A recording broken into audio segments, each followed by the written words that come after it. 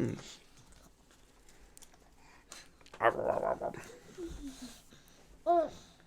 Alright, let's wait for the grand old YouTube. Grand old YouTube. Receiving comment. Receiving comment. You can see I'm distracted by a tiny human. Oh god. Yeah, oh god. I need a compressor. Hello everybody. Welcome to the Hot Pole Position. I'm Adam Steele. And this is my co-host Liam Wright. And this is Ivy. You won't have seen Ivy on the channel for a while. She's got very big and likes to grab things like microphones. So, apologies. Just wanted to say hello quickly before she goes to bed. Because now is her bedtime. So, hello everybody. And goodbye everybody. Coming up today, we're talking about Native Instruments who make Contact and Complete and all that good stuff. And how they're kind of shrinking the company down, so that's not necessarily good news. There's some new software come out, new hardware come out, and a world record with pedal boards. And we're doing a giveaway later on in the show, so stick around. We are giving away an actual physical hardware pedal thing. So, we're going to do the intro, and then stick around for more news.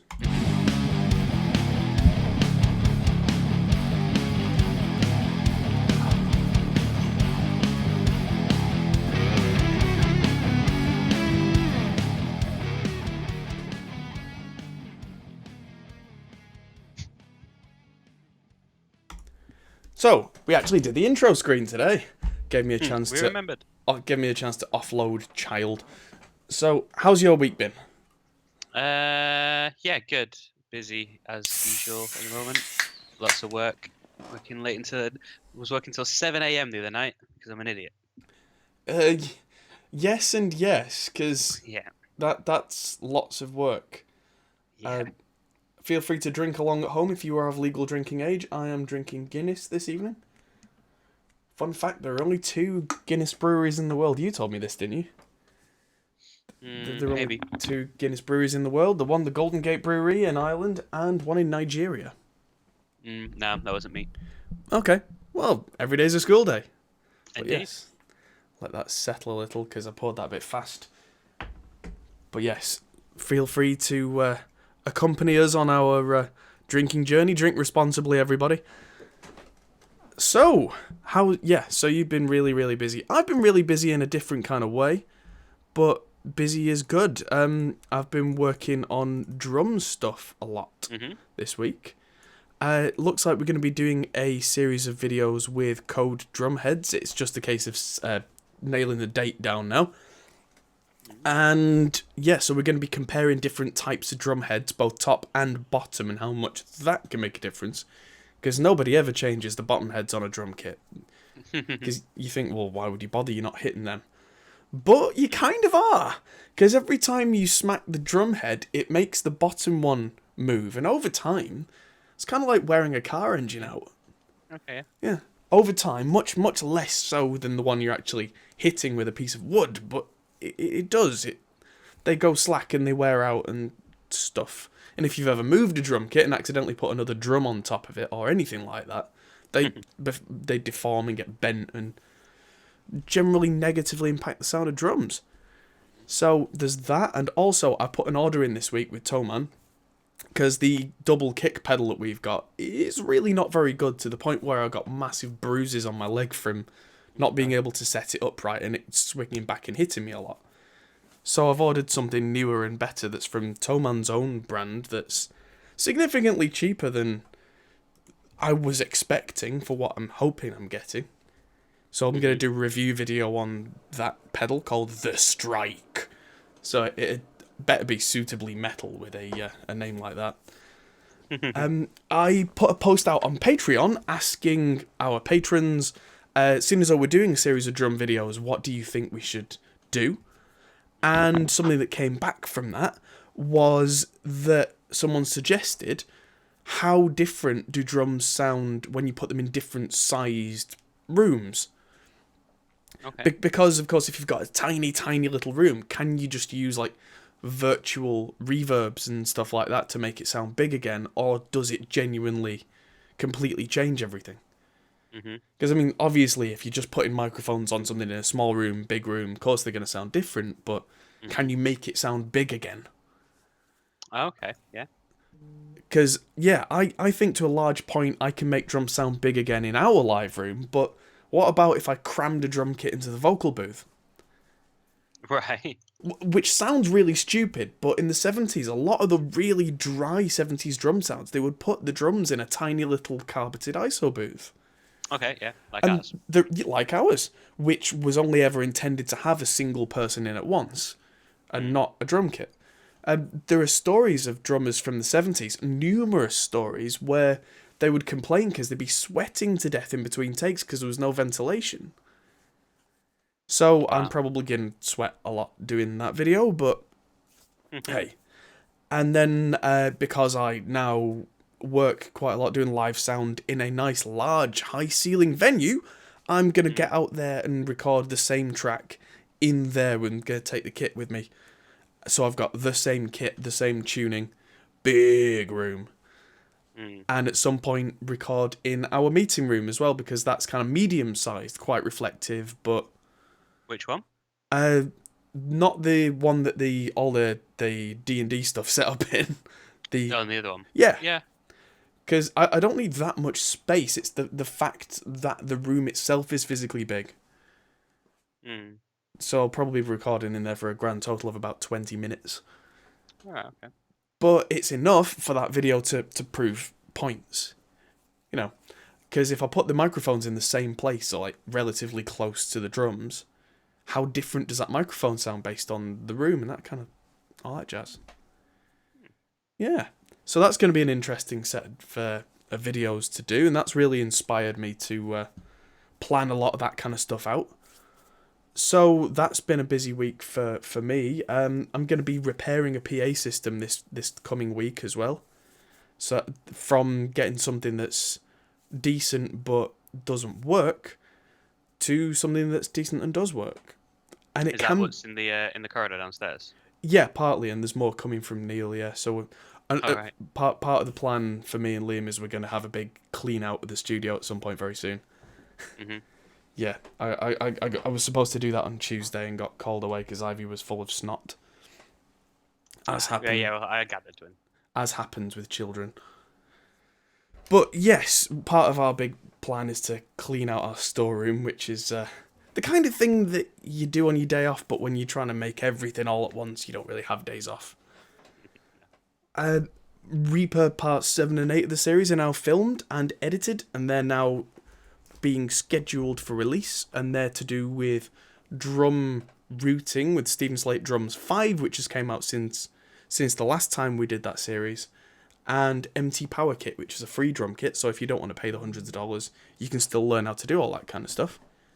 And the other part is about backups, because backups are really important so that your data doesn't disappear. If there's anything I've learnt, the old maxim in digital data, if it doesn't exist in triplicate, it doesn't exist. Well, I mean, it's the old maxim. Essentially, I feel like it exists in some form. Yeah, it's more of a kind of a guiding not mantra than a literal, literal. Yeah. It's not meant to be taken literally. But the idea is, like, say you've got a computer and you back stuff up onto a separate hard drive. Yeah, nice, cool. And yeah, so your computer dies, and in the meantime, your old spinning rust hard drive dies. All your data's gone. So yeah, so I'm not just talking about backups as in having another hard drive though. I'm talking about cloud solutions like Dropbox. I'm also talking about how Reaper can, in real time, record your audio to one drive and invisibly record it to a second drive. So that, say, your main hard drive that you've been recording to decides to die, all of your audio has, in real time, been copied to a second drive anyway. So you could have an external drive plugged in, or a really big USB stick, or something like that, so that... I mean, it wouldn't have the nice, neat foldering that all your projects usually do, but you'd have all the audio in there. So if you got, like, a power spike that's fried one of your hard drives, chances are the other one would still be there. And this is in real time, so this is not at the end of the night when you do a backup. This is all the time. Yeah, as you're recording, yeah. Yeah. And Reaper can do autosaves as well every X number of minutes. It can do as many backups as you want incrementally. It can roll the backups into one big file, which is something I do. But it can also do time-stamped backup files, because if you have one big backup file, which I like, I can then open that, and it gives me a list of times for... Let's say I've been working on a project all day. I'm getting really tired. 5 hours into the day, I accidentally deleted something. Didn't notice until later on. Come back. Oh no! Where's my file gone? I've saved 20 times, but that piece of audio's gone. But if I go back through the backups, I can very quickly find a point where that audio was there. Mm-hmm. So that's the kind of thing that saved me many times. Mm-hmm. And something I need to make a video on that didn't exist originally in Reaper is it's now got project tabs, much like Chrome tabs. So you can actually have more than one project open at once. So you can open your backup in a new tab, and then find the bit of audio that you were missing, or even the entire track, and just copy paste it into your new project. That's really good. I mean, it's already saved our ass this year once, hasn't it? Where At least. recording. I was recording in the studio, and the next day I went in, hadn't backed anything up, and the whole computer just died. And you were like, "Don't worry, it all got backed up live as you did it." I was like, "Sweet, I didn't even realize." Exactly. That has happened to us very recently, yeah, where the hard drive, the main SSD in the studio computer decided to die. And don't go saying, oh, you could have used a RAID array, because RAID arrays also die. The drive, or whatever it was in its existence, died. And we had everything backed up in real time on the day. Yeah, it's invaluable. And yeah, so there's an entire episode coming out about it. I've now decided as well that I'm scripting out over the next week or two Pro Tools 101. So, yeah. Well, Reaper 101 has been the most successful video we've had ever. So, I think I'm going to do a few in that vein. I'm going to spend some time really refamiliarising myself with Pro Tools, because the concept of a DAW doesn't change. The setup isn't that different, but I'm going to go through step by step, write it all down, so that when I relay the information, I'm not stopping and umming and ahhing every 5 seconds. Because it's the kind of thing where a lot of people don't necessarily want that cold and clinical, here is how you start up a program, but then they also don't want the super advanced stuff that you can find, which can be way too much when all they want is to get in and get recording and get going. So that's kind of the angle I'm looking at for them. So I'm going to get that scripted out and then film that at my soonest convenience. Sounds good. Yeah. So I've got loads and loads of stuff in the works, and it's keeping me out of trouble, that's for sure. At some point, I've also got to plan out the Celestian, Alnico, Ruby, and Copperback videos. While the drum kit's set up, I'm actually going to make a video about the new double kick pedal. And yeah, so there's loads and loads of stuff already in there. Yes, at the moment, I should probably do a video on this as well, but I haven't got the time this week. In my little home studio, Studio B, I have a PV6505 behind me, 100 odd watt head, with a torpedo captor by Two Notes on it, so I don't need to have to wake the baby by making lots of noise. And in the background, you may have seen I've got the green Telecaster with EMGs in there, tuned to drop B, which is basically Slipknot tuning. And our old co-host, Mr. Christian Taylor, has asked me to do a lead guitar and solo part for one of his projects. So this evening, I will be doing that. In terms of the project that I talked about doing with Jeremy from Donkeys and Demos, that's still going ahead. I've decided I'm going to retrack the drums when the new kick pedal arrives, because I was trying to edit that, and it turns out that I can't get the kick drum right with the clunky old pedal in 4 or 5 takes.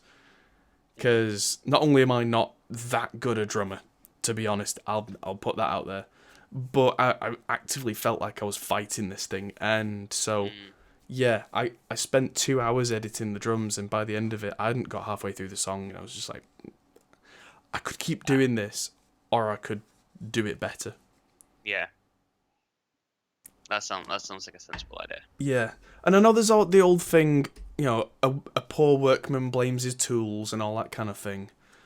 Mm-hmm. But that's true to a point. But being someone who learnt to play guitar and play bass on less than amazing instruments, it can hold you back. Mm. It's certainly not the be all and end all, but I was having a specific issue with the drums because I played the entire song right to the click, which I know a lot of drummers can't do.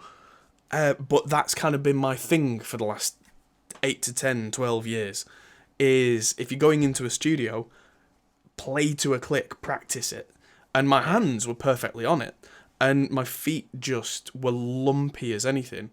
And after one take, the left pedal entirely came off. It just fell off because the pedal's that old, it's worn out at the joints. Yeah.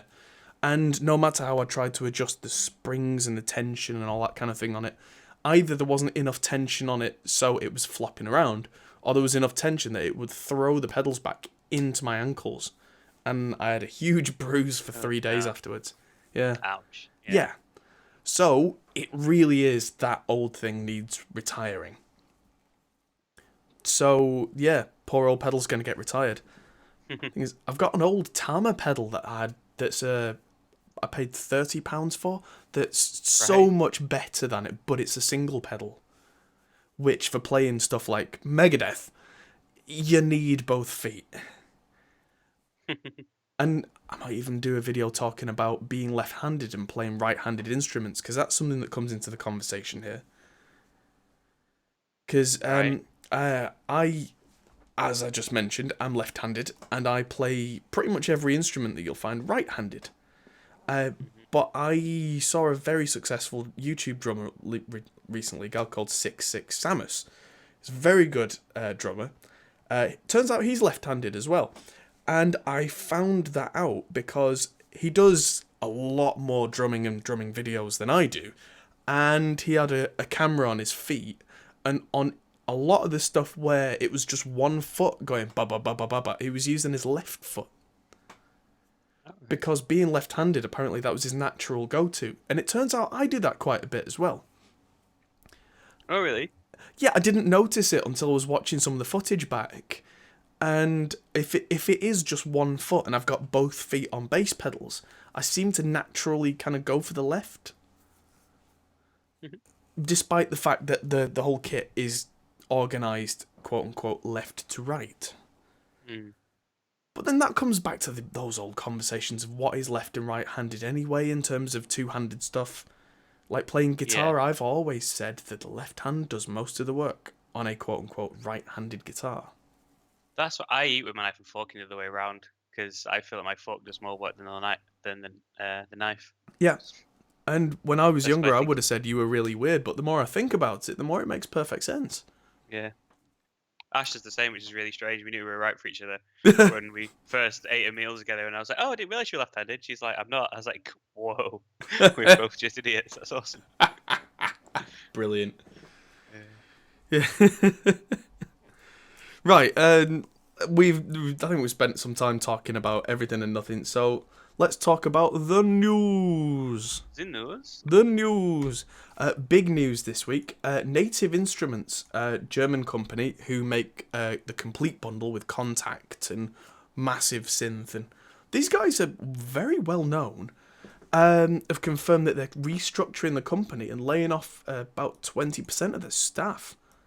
About 100 staff. Based in their Berlin headquarters. Sucks. The changes are being made despite growing revenues. Yeah, so it can Yeah, not having less staff doesn't necessarily mean that you've got issues. No, and that's something that made me think that perhaps they've got to a point, and this seems... It must be only a few weeks ago we did a very similar news article about a different company, and I can't think who it was. But there was a company, was it Avid? There was someone who was shrinking the company down, but with profits.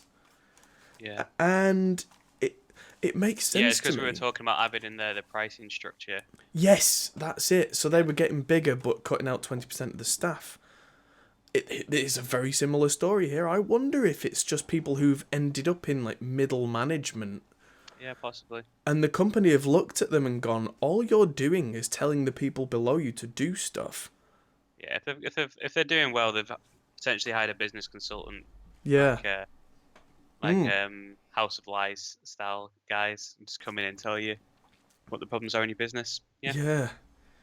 And so apparently they're going to make an enhanced and more cohesive experience, which from that language suggests to me that different departments don't talk to each other that make different products.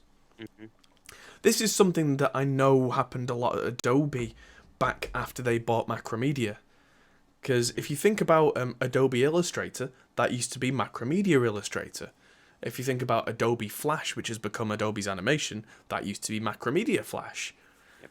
And if you think about the differences between Illustrator and Photoshop, they were an absolute gulf apart because they Yeah. were made by different teams at different companies. And when they brought the companies together, it only took them a few years to go, hang on, a lot of this should be a common code base. Yeah. And once it is, what do we need all these staff for? Hmm. So I reckon there's something very similar coming here. That Native Instruments also make hardware in terms of their controllers for their software. They make a lot of stuff now, but how much of that is different staff retreading the same ground? Hmm. Yeah. Yeah, possibly. So yeah, Quite likely, in fact. yeah. In the past, we expanded in different product lines, which was also reflected in our organisational structure, they say. Our platform vision, however, requires a much more collaborative approach, having all parts of the company work together towards one common goal.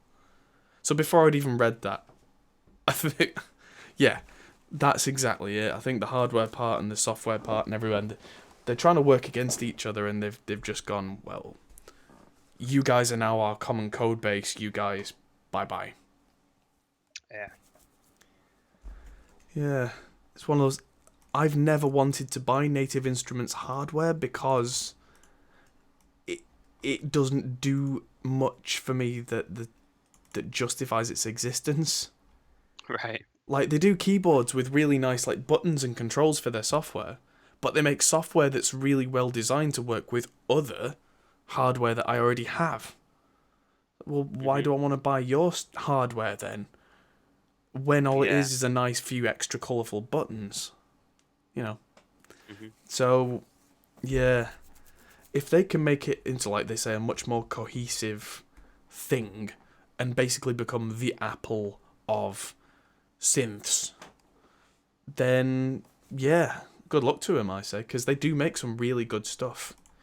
Like, they make Tractor, which is one of the major DJ softwares. Yep.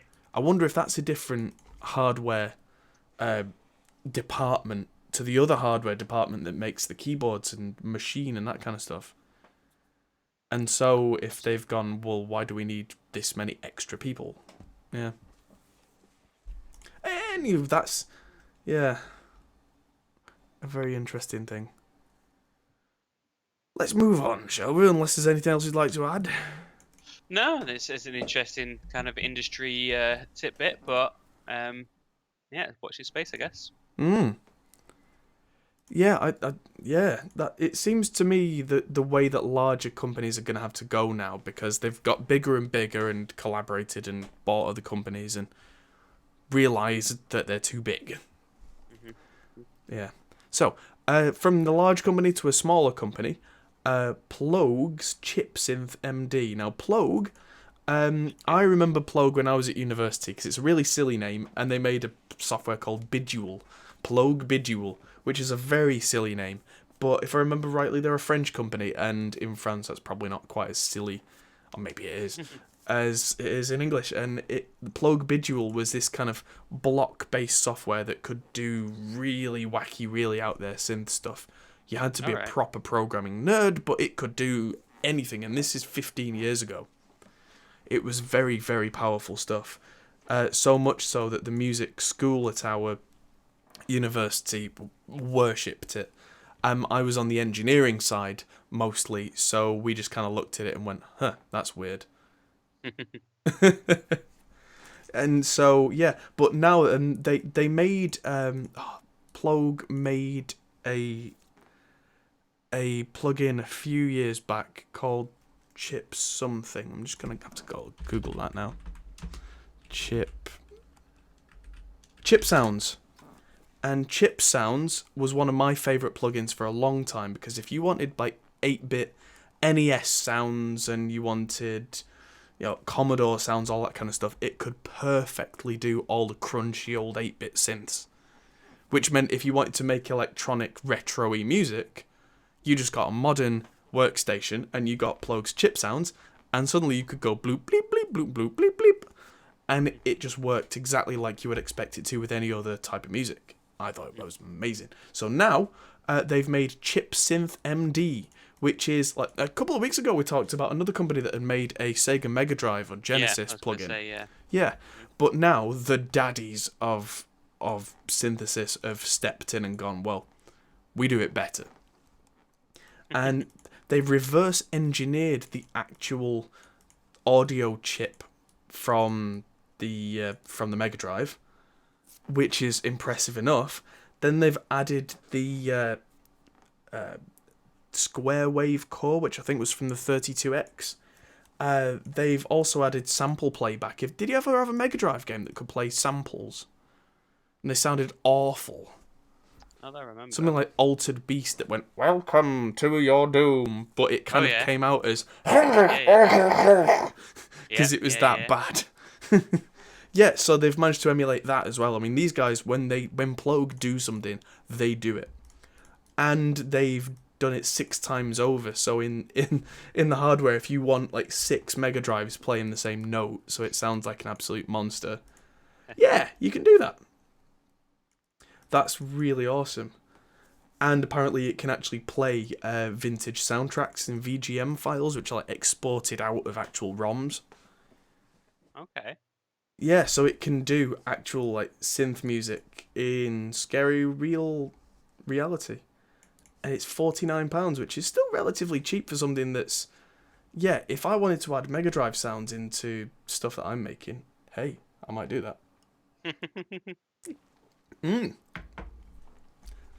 Now, from the small and synth to the large and hardware, Roland have announced their new Phantom keyboards. And they announce Phantoms every few years. It's kind of their flagship. Oh, yeah. And it's an absolute beast this time round. Like, at first I was thinking, oh, new keyboard, whoop-de-doo, what's the, bleh, so... Well, they've gone all out. Everything is on there. It does samples like a computer does samples. It doesn't bat an eyelid. It's got 16 voices of any other type of synth that you want at all. And it can do them all without any problems. It doesn't have to stop any notes or anything. It's just so powerful. It's crazy. And the thing that really got me is I was looking at this image, which I'll zoom in on briefly, of the back. You can connect it to a computer via USB, which is kind of normal now. You can add a USB stick for memory, or you can add 3 USB external devices to the keyboard. Like you can add drum modules and stuff as USB devices. It's got XLRs on the main out, so you don't even need DI boxes anymore. You just go to the sound guy at a venue and just go click, click, there you go. It's got extra separate outputs if you want them. It's got CV out and gate out as well, which if you know anything about proper analog synths, those are the things that can control like proper like big boards of electronics. You know, the old 1960s modular synths, the big scary stuff. Okay. Those can control those synths by a couple of cables, which is mental because that means that like you can play a chord on your keyboard and it'll play the actual Roland sounds, but it'll also control the big modular stuff all at once. So you don't need separate keyboards anymore. Yeah. That's pretty cool. Yeah, that's ridiculous. That's really well thought out, I think, because that means that if you want analog synths as well in your setup, you're not kind of switching and switching and switching and switching between different keyboards, like you see with analog guys where they've got like 20 keyboards and they're kind of doing this octopus thing. Mm-hmm. Why not have it so that your same keyboard can play the synth and it's fully analog, and at the same time maybe trigger some digital sounds as well? That's pretty cool.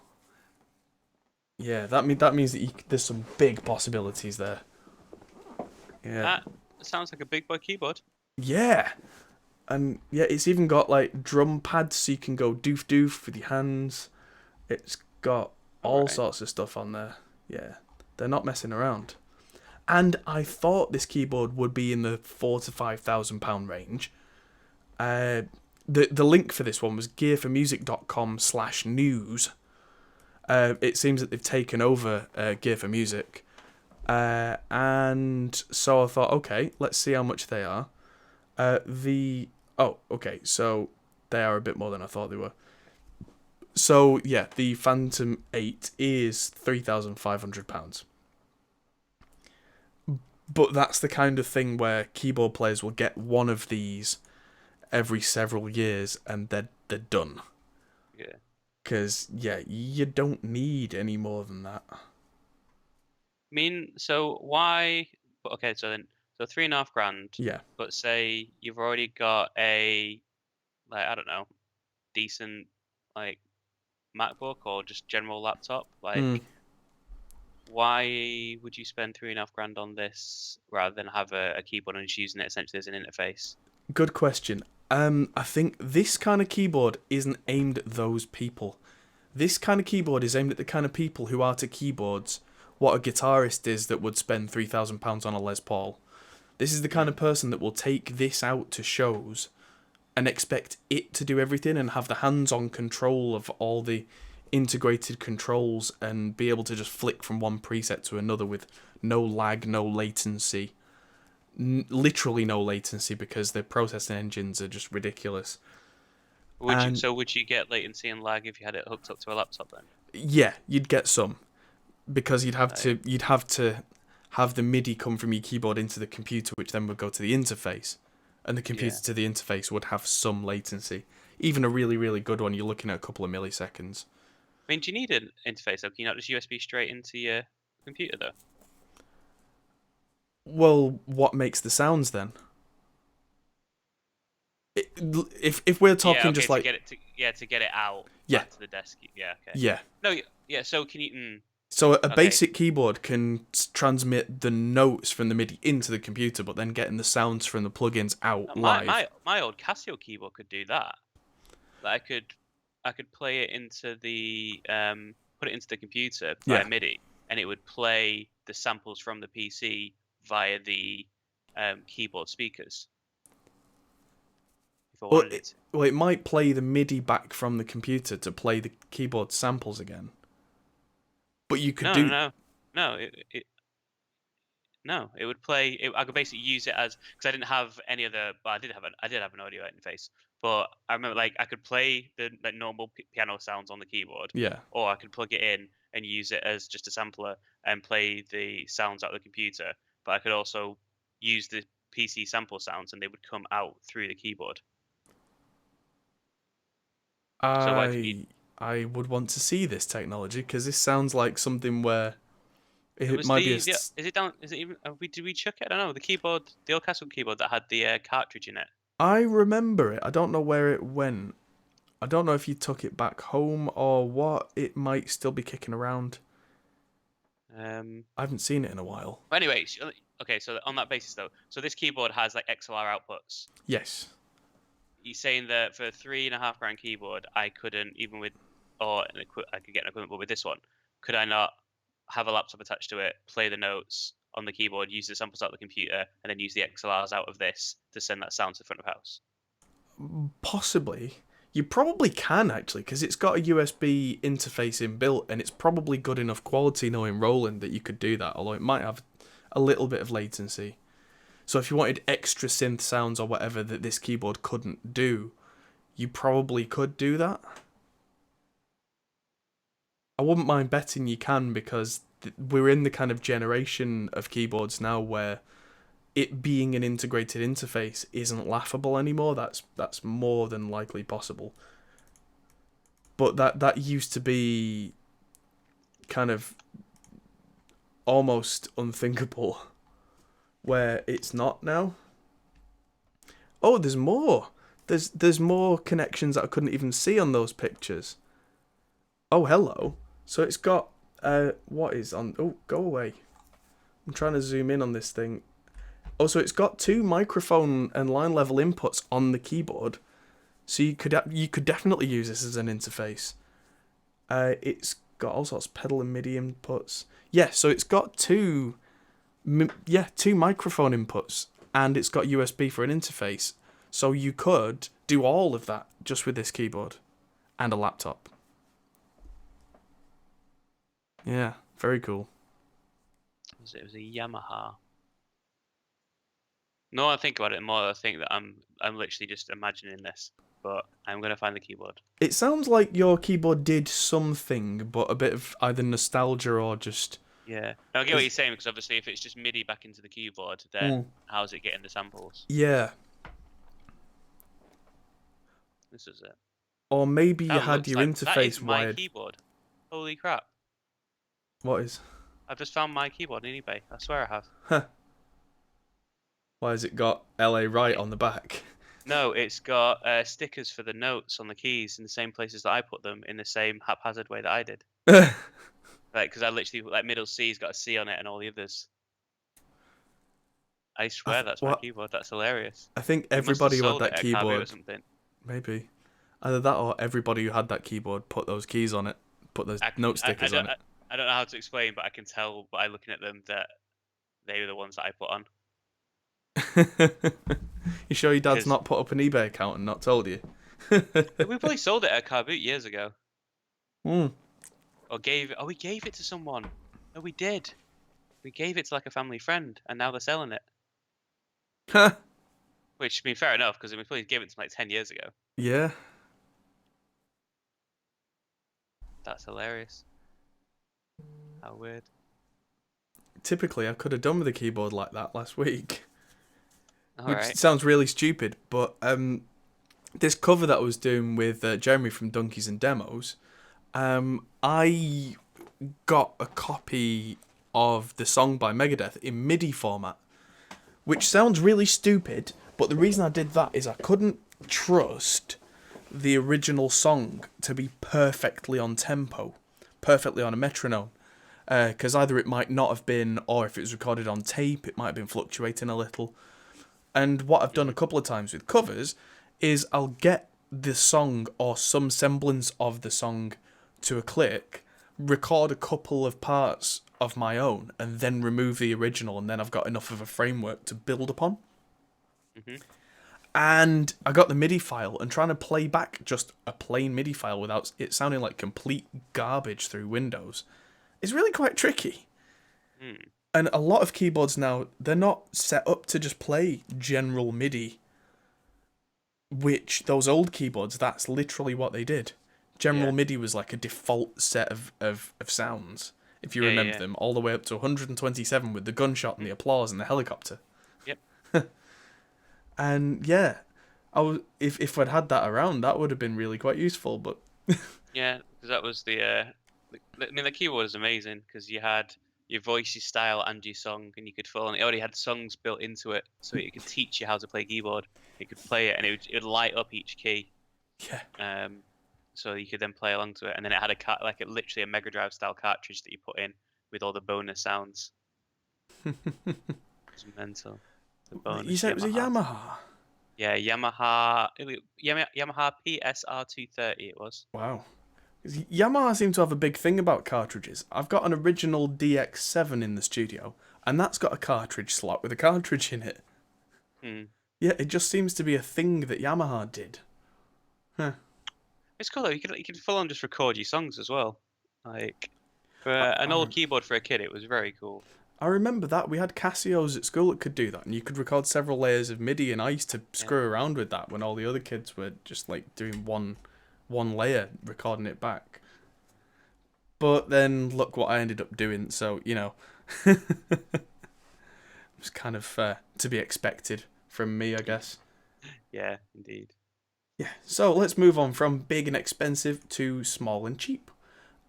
Korg are making a DIY build-it-yourself synthesizer All called right. the NTS1, and it's going to be about $100. Okay. So I'm going to see if I can get one for Christmas. See if I can get everyone to club together, and I'll put one together and make some songs on it.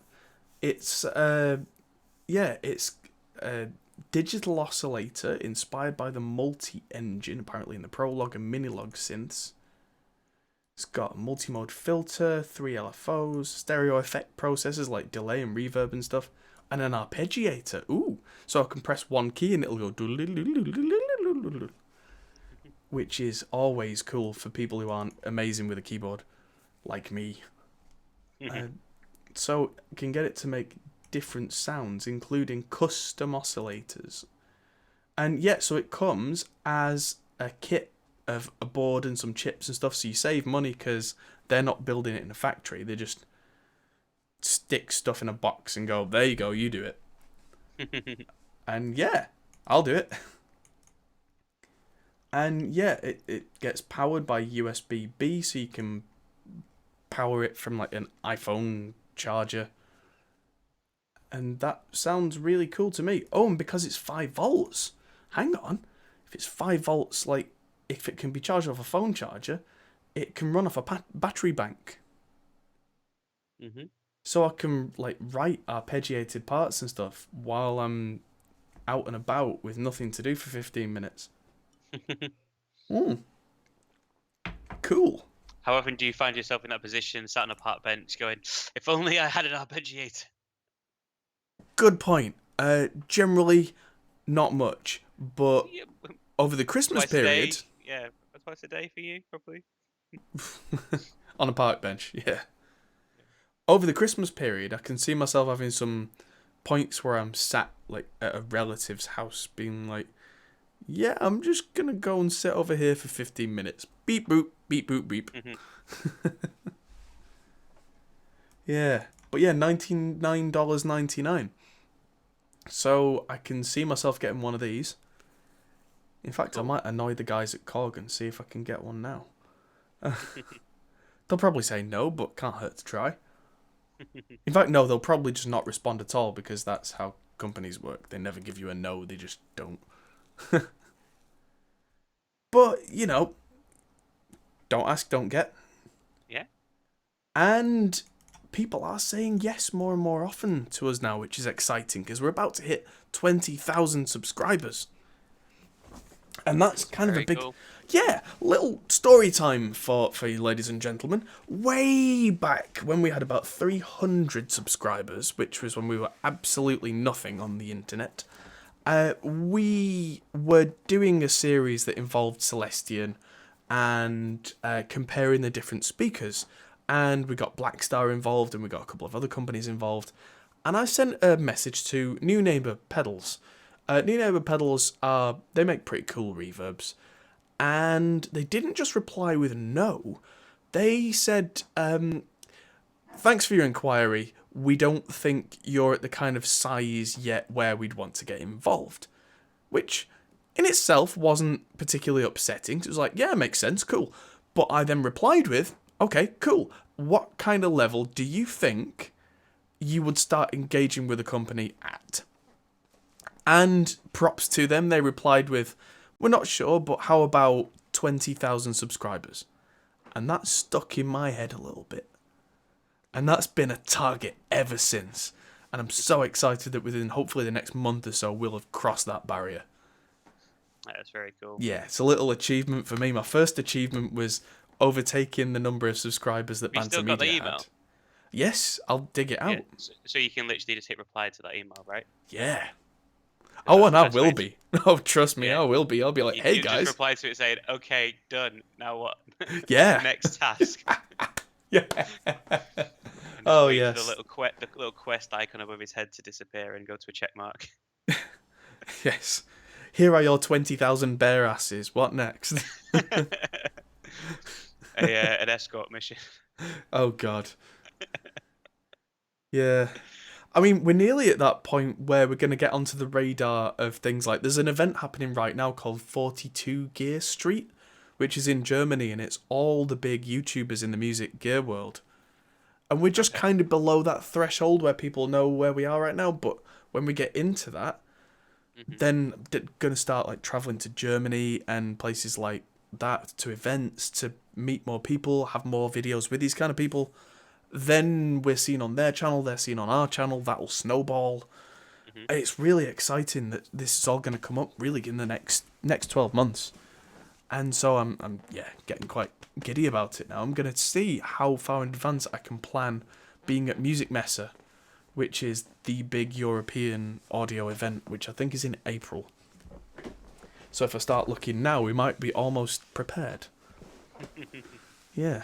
So, from talking about a small piece of gear to a ridiculous amount of gear. So, one of the guys whose YouTube videos I watch every time they come out is Rob Scallon, and Sweetwater are pretty much the biggest audio dealer in the US.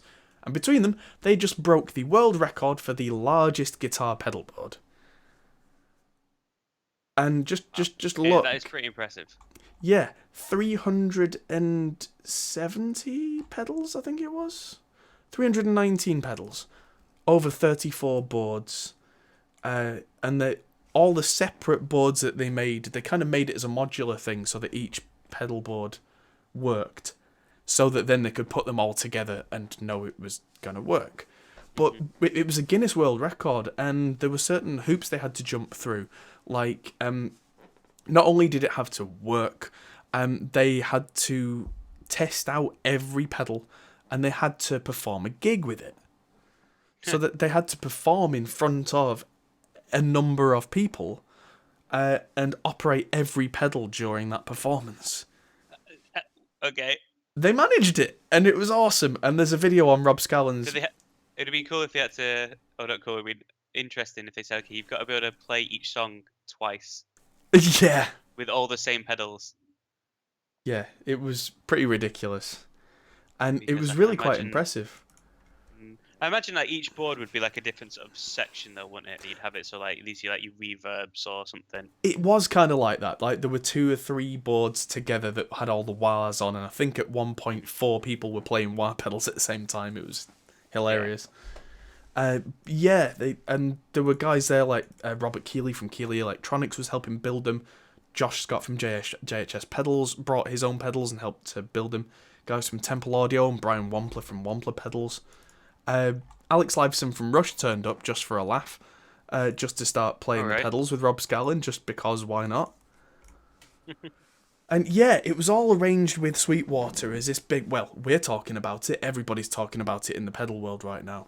And so at the end of it, they decided what they're doing is they've broken up the pedal board into the actual separate boards. Some of the boards they've given away as competitions. Some of the boards they've given to big-name YouTube guitarists to go through and talk about it and talk about the event. So it's great publicity for them because, I mean, literally all the big guys have got a piece of it and are talking about it. Yeah. And, yeah, one of the biggest guys who was sent a piece of this is a guy called Pete Thorne. Pete Thorne does a lot of YouTube guitar demos. He's an absolute machine. And he was sent one of these boards that had all distortions on it.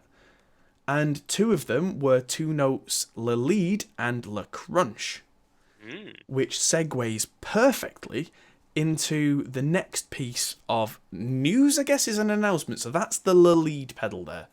It's a preamp, but you can use it as a distortion pedal if you like roll the bass off so it's not flubbing out the amp and that kind of thing. And so we've decided to do a giveaway. A few weeks ago, one of our viewers said that we were coming up to 400 videos that we've released. Now, that's a hell of a lot of videos. And as of this week, we have just passed that mark.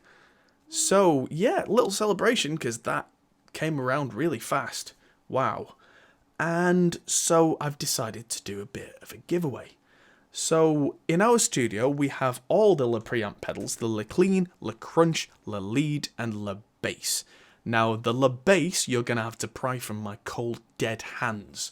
That is behind me right now on my bass pedal board and is going nowhere because it is genuinely amazing. I use it on a daily basis if I can. And yeah, wow. So, sorry, but that one's not being given away. But for you guitarists out there, what I'm going to do is we're giving away one pedal for this particular giveaway. Might give away another one another time, but what I'm going to do is postage anywhere in the world. Whoever wins this, I will get this sent to you. The deal is, whoever wins this gets a choice between the Le Clean, Le Crunch, and Le Lead. Whichever one of those you want, I will send you that boxed in the original box. Very cool. Yes, indeed. So there are a few conditions attached. Firstly, you have to be subscribed to our YouTube channel, which, I mean... Check. Yep, absolutely. Fairly obvious, I guess. So tell your friends if you want them to be involved in the giveaway. It's not a Gleam competition or anything like that, so you don't get multiple chances by ticking all these boxes and jumping through all these stupid hoops. We're keeping this nice and small and simple. So, yeah. 2 conditions. Number 1, subscribe to the channel. And number 2, in the comments for this video, answer this question before the broadcast of the next episode of the Hot Pole Position next week. So, if you're listening to this on the podcast, on the iTunes podcast, you have until Thursday, the 12th of September, 8 PM UK time. If your submission isn't in by then, you won't be winning. But you've got a full week. So, there is a question which I want you to answer in the comments of this video. If you're not listening on YouTube, get yourself on YouTube to answer the question. So you've got an entire week, because I know that a lot of our viewers watch this video after it goes out live. So I thought it'd be quite unfair to do this for the small number of people that actually see this live. So, you've got a week. Here's the question. If you could have any FX pedal that's not yet been created, what would it be and why? I'm not looking for a 10-page essay. I'm just looking for a few lines of something that's entertaining, something that's going to make us laugh a little bit. Are you choosing your favourite, or...? I am choosing my favourite.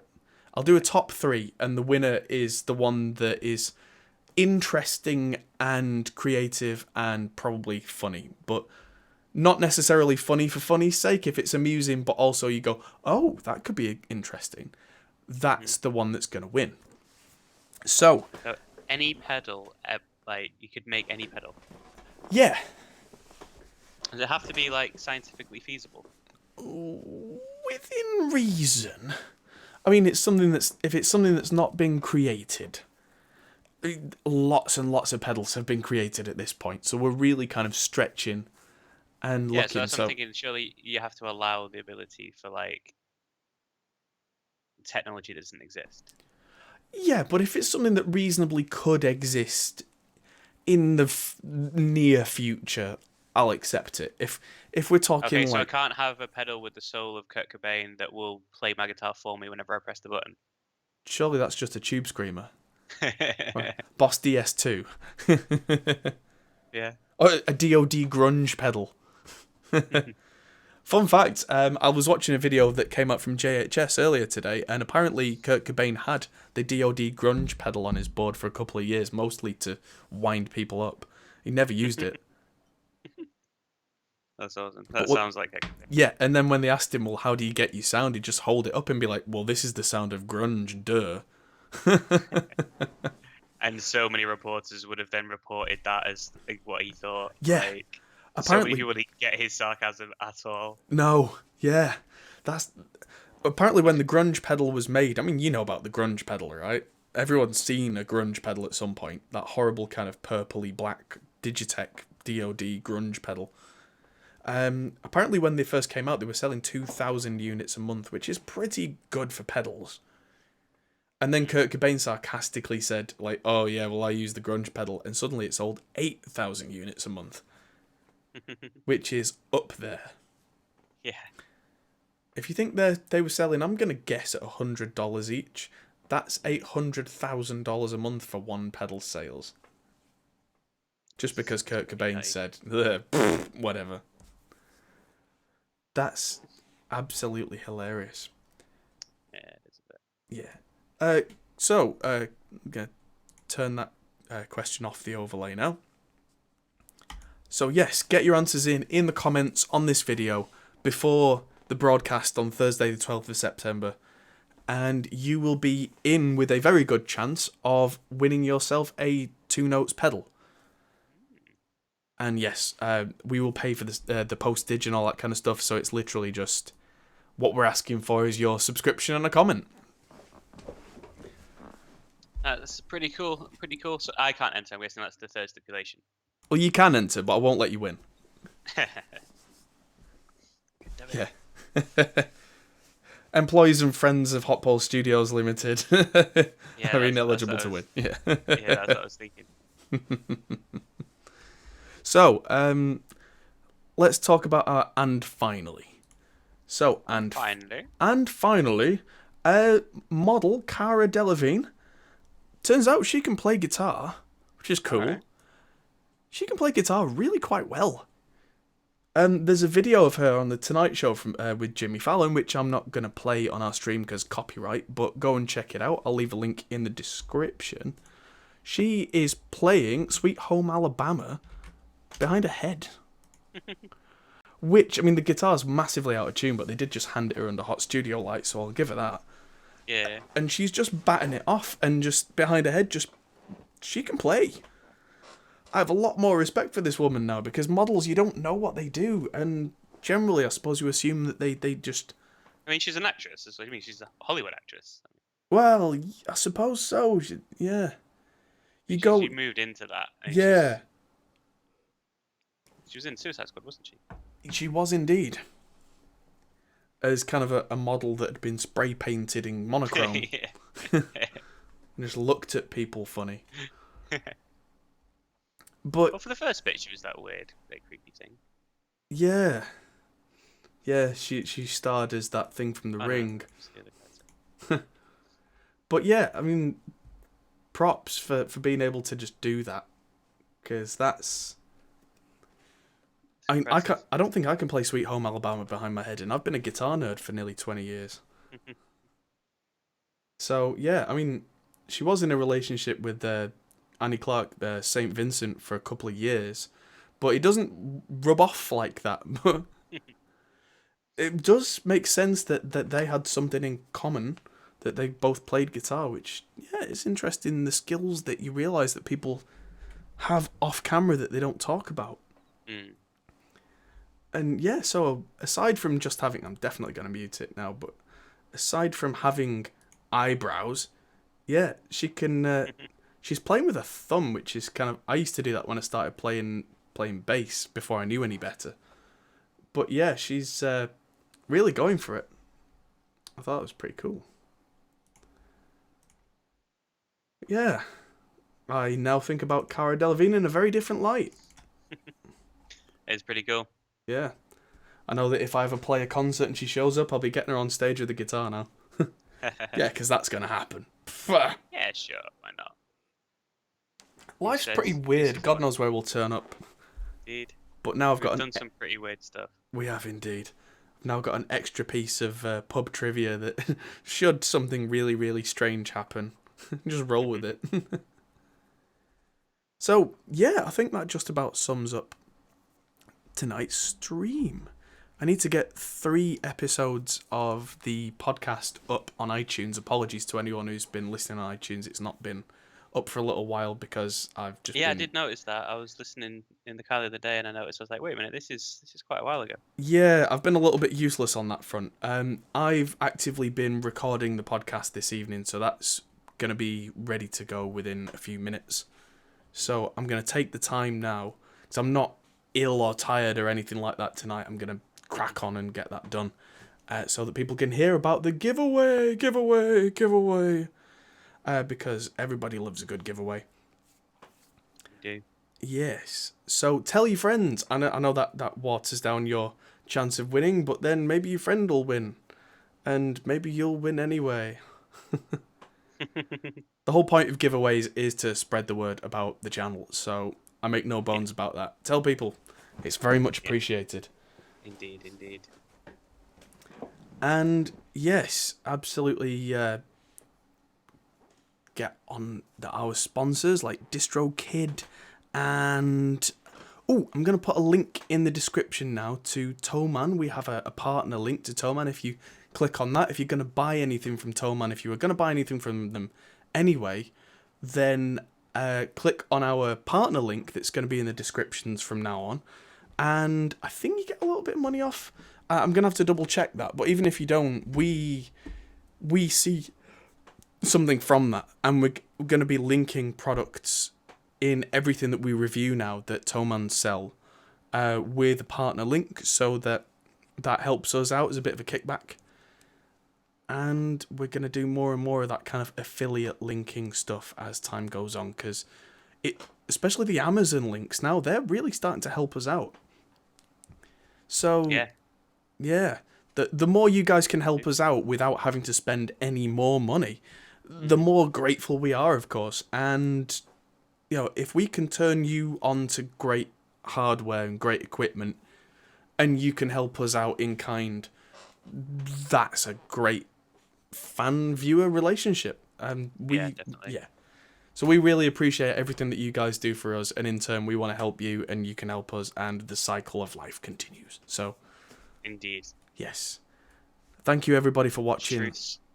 And we will see you next week with the reveal of the winner of the giveaway. Drum roll. You can do a drum roll with your new double bass pedal next week. Yes. I'll be practicing my with my feet. Cool. See you later, everybody.